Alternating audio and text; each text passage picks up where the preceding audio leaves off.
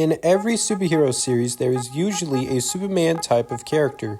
While these characters are given about 50% of the Man of Steel's background, powers, and origin story, these characters are clearly inspired off of the Man of Tomorrow. Although some of these characters are part of DC Comics, some of these characters were created before DC bought the rights to said characters. Shout out to Comic Drake, who made a video about this a while back. He was one of the main inspirations behind this video. Now, these are not every Superman variant, as these are my favorite versions of the Man of Steel. Hope you enjoyed this video. Let's get into it. We obviously have to begin with Shazam. In 1940, Fawcett Comics introduced the character, who at the time was known as Captain Marvel.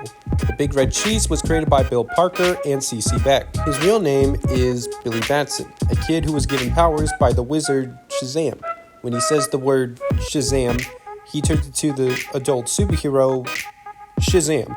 His abilities hail from the powers of Solomon, Hercules, Atlas, Zeus, Achilles, and Mercury. DC Comics sued Fawcett due to the Big Red Cheese being too similar to Superman, although Shazam's powers were magic-based. Years later, DC would buy the rights to Shazam, eventually bringing him to the main DC continuity. In the 1950s, L. Miller & Sons, a British comic book company, created their own version of Shazam, Marvel Man. The character was created by Mick Anglo. This character was Michael Moran, a kid who was given powers by a scientist and would transform into Marvel Man by saying Komoda, which is atomic backwards. Although the character was basically Shazam, he is described as the illegitimate grandson to Superman. In the 1980s, the character was revived in the anthology series Warriors and was renamed to Miracle Man. Marvel Comics would later acquire the rights to the character, basically acting as Marvel's equivalent to Shazam.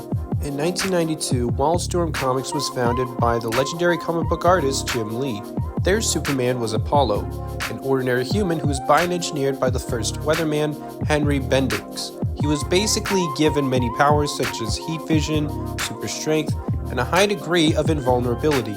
He would later begin a relationship with the Midnighter, Wildstorm's version of Batman. Like Shazam, Wildstorm's characters would cross over into the main DC universe. In 1993, Milestone Comics was founded by African-American artists and writers who felt that minorities were underrepresented at the time in American comics. This company was well known for the Static Shock series. Although the comic book company was owned by DC Comics, it was in its own continuity known as Earth M. Icon was their version of Superman. Arnis was a Terminian alien who crash-landed on Earth in the 1800s and was adopted by a slave named Miriam. Years later, in the late 20th century, Arnis was under the alias Augustus Freeman IV, the supposed great-grandchild of his original Earth identity. Alongside his protege Rocket, Augustus fights crime as the hero Icon. Unfortunately, Milestone Comics shut down, eventually causing their characters to cross over into the DC Comics universe. In 2015, Milestone managed to relaunch their company. Now, Marvel Comics does have their own versions of Superman. The main one we will mention is the Sentry. While breaking into a facility, Robert Reynolds came across a serum that was part of Project Sentry, which contained remnants of the United States Operation Rebirth, which created Captain America. The Sentry's main rival was the Void, who is revealed to be an evil, shadowy version of the Sentry. There are other Superman clones in the Marvel Universe like Hyperion and Gladiator, but we don't have to get into those today. In April of 2009, Boom Studios published a series called Irredeemable. This series was written by Mark Waid, who was well known for DC's Kingdom Come series. The Plutonian is basically Superman who just snaps, which is how I will describe the character. The Plutonian was born from a probe created by the Helios, which are godlike aliens.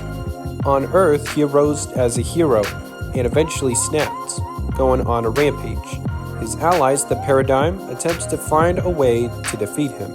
Now, in my opinion, the series has one of the most interesting endings, as it is revealed that the Plutonian's essence found its way into our universe, which is how we got Superman in comics. Basically saying that we got Superman because of the Plutonian.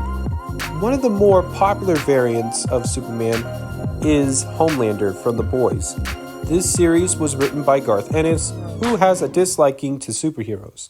I won't go into it as there is a lot of mature content, but basically, Homelander was a genetic child of Klaus Reisinger, also known as Stormfront, and is a member of the Seven. I will leave it at that, as I don't want to spoil the series. He is basically a guy who abuses his powers, acts like a jerk, and is a straight-up asshole.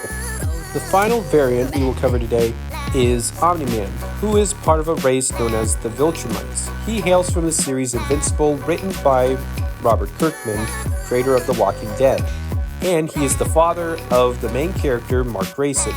While the Viltrumites are basically Kryptonians from DC Comics, they mainly have things in common with the Saiyans from Dragon Ball Z. Again, I won't spoil it, but it is such a great watch and a great read. Ultimately, every comic book company will have their own versions of the Man of Steel, whether it's a variant who goes on a rampage, a variant who is evil, or a variant who is a straight-up asshole. Anyways, thank you for watching. Special thanks once again to Comic Drake for the inspiration. Leave a like if you enjoyed it. Be sure to subscribe, and I will see y'all later. Have a good day, everyone.